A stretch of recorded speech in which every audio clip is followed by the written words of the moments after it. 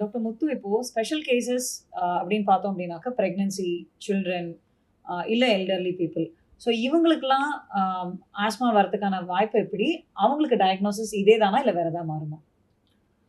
அவங்களுக்கும் வந்து extremes of ஏஜுக்கு வந்து மேடம் நீங்க சொன்ன மாதிரி வந்து இந்த ஸ்பைரோமெட்ரி சில பேர் ஒழுங்கா பண்ண முடியாது. ஏன்னா அது 6 செகண்ட்ஸ் வந்து கண்டினியூஸா ஊதணும். அந்த மாதிரி பேஷண்ட்ஸ்க்கு வந்து நீங்க சொன்ன மாதிரி அந்த ஆசிலோமெட்ரி, இம்பல்ஸ் ஆசிலோமெட்ரின்னு சொல்லுவோம். அவங்களுக்கு வந்து that is more convenient for them. And நமக்கும் வந்து அதுல மூச்சுக்குழாய் சுருக்கம் இல்லையா இருக்கா அப்படின்னு பாக்குறதுக்கு நமக்கு இன்னமும் ஹெல்ப்ஃபுல்லா இருக்கும். So extremes of age children and எல்டர்லிக்கு வந்து impulse oscillometry is a better diagnostic test for ஆஸ்மாவை டயக்னோஸ் பண்ணுறது. அண்ட் ஆஸ் ஃபார் ப்ரெக்னென்ட் பீப்புளில் வந்து இந்த 30% ரூல், 1/3 அப்படின்னு சொல்லி ஒன்று இருக்குது. அதாவது 1/3 ஆஃப் ப்ரெக்னென்ட் விமன் வந்து சிம்டம்ஸ், ஆஸ்மாவோட சிம்டம்ஸ் வந்து கம்மியாகும். 1/3 வந்து அவங்களுக்கு அதே மாதிரி தான் இருக்கும். 1/3 ஆஃப் ப்ரெக்னென்ட் விமனுக்கு வந்து மோசமாகும்.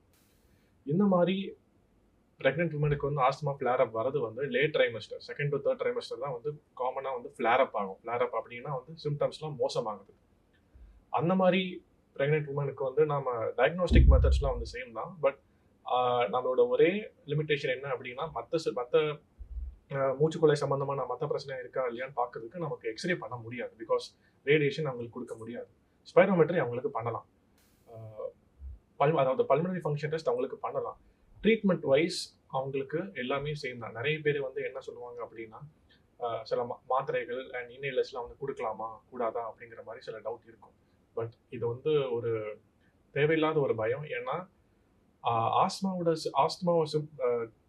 ட்ரீட்மெண்ட் வந்து நம்ம ப்ரெக்னென்ட் உமனுக்கு கொடுக்கும்போது அது கொடுக்கலன்னா ஏற்படுத்தக்கூடிய விளைவுகள் வந்து அது கொடுத்தா ஏற்படுத்தக்கூடிய சைடு எஃபெக்ட்ஸ் வந்து ரொம்ப ரொம்ப கம்மி. அதாவது அந்த அன்கண்ட்ரோல் ஆஸ்மாவோட ரிஸ்க் தான் வந்து ரொம்ப மோசமாக இருக்கும். ஸோ நம்ம தயக்கமே இல்லாமல் ட்ரீட்மெண்ட் கொடுக்கலாம். ஈவன் ஸ்டீராய்ட்ஸ் ஒன்லி வித் டாக்டர்ஸோட ப்ரிஸ்கிரிப்ஷன் தேவைப்பட்டுச்சு அப்படின்னா ஸ்டீராய்ட்ஸ் கூட கொடுக்கலாம். இன்னேலர்ஸ் பயமே தேவையில்லை. கண்டினியூஸாக வந்து இன்னேலர்ஸ் எடுக்க தான் செய்யணும் as per doctors advice. Okay.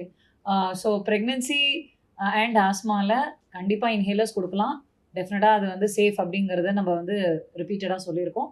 அது மெயினாக லங்ஸில் மட்டும் தான் ஒர்க் ஆகுதுங்கிறதுனால தாராளமாக தைரியமாக நம்ம கொடுக்கலாம்.